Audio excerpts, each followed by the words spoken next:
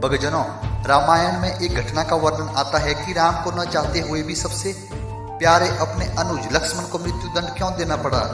Video में आगे बढ़ने से पहले चैनल को लाइक, शेयर और सब्सक्राइब करना ना भूलें। आइए जानते हैं क्यों भगवान राम ने लक्ष्मण को मृत्युदंड दिया।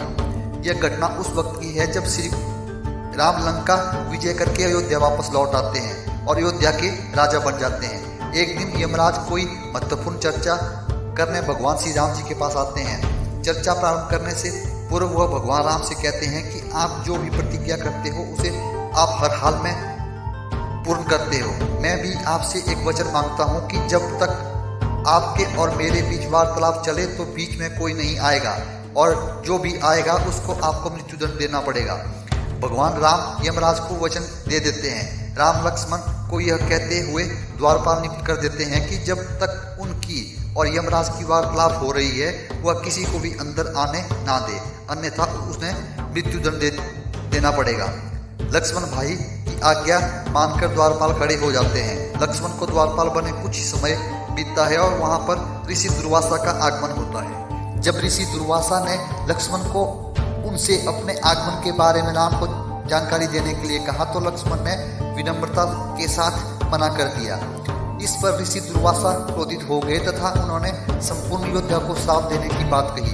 लक्ष्मण समझ गए कि यह एक विकट स्थिति है जिसमें या तो उन्हें राम आज्ञा का उल्लंघन करना होगा या तो पूरे अयोध्या को श्राप की अग्नि में झोंकना होगा।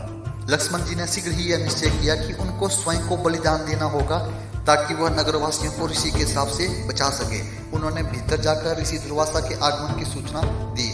श्री राम भगवान जी ने शीघ्र ही यमराज के साथ अपनी वार्तालाप समाप्त की और ऋषि दुर्वासा की आवभगत की। परंतु अब श्री राम जी दुविधा में पड़ गए क्योंकि उन्हें अपने वचन के अनुसार लक्ष्मण को मृत्युदंड देना था। वह समझ नहीं पा रहे थे कि वह अपने भाई को मृत्युदंड कैसे दे, लेकिन उन्होंने यमराज को वचन दिया था जिसे निभाना ही था। इस दुविधा में श्री राम जी ने अपने गुरु का स्मरण किया और कोई रास्ता दिखाने को कहा। गुरुदेव ने कहा, अपने किसी प्रिय का त्याग मृत्यु के ही समान है। तुम्हें अपने वचन का पालन करने के लिए लक्ष्मण का त्याग कर देना चाहिए। लेकिन जैसे ही लक्ष्मण ने यह सुना उन्होंने राम जी से कहा कि आप भूलकर भी मेरा त्याग नहीं करना। आपसे दूर रहने से तो अच्छा है कि मैं अपने वचन का पालन करते हुए मृत्यु को गले लगा लूं। ऐसा कहकर लक्ष्मण ने जल समाधि ले ली। जय श्री राम भक्तजनों।